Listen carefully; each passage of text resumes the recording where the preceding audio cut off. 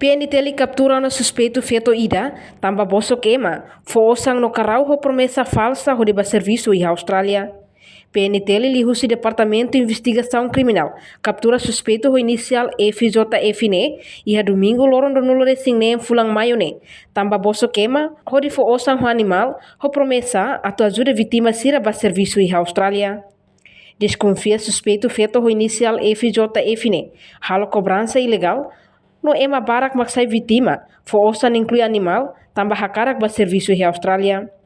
No total vítima, nebe mak Suspeitu Bosok ne, hamutuk ema nain rua nulo resing, tambah ne, ho Kazu ida ne. PNT li husu ba komunidade sira, nebe maksai vítima husu Suspeitu ne, halo favor hato keisa ba PNT li. Investigação. Ia música ida nebe ke desi kalau detenção ba Suspeitu ida o inicial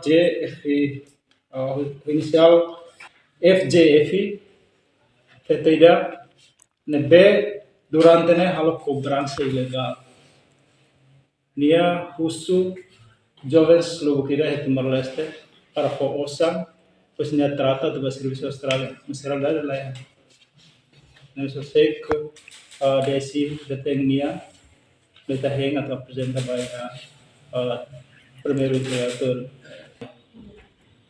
Agora a senhora nem está cara de quase 20 e tal, mas how fica da querida né? Lá o Sunday balamos focarau. O san habu si 250 ou $1,000 cada mês. Reportagem Melania Conceição, Televisão Timor Post. Janela informação ba emohoto. Atua tem informação atual dia Clio. Kita haluha. Haneham botão subscribe, like. Halo comentário no fahe tutang ba media sosial hoto.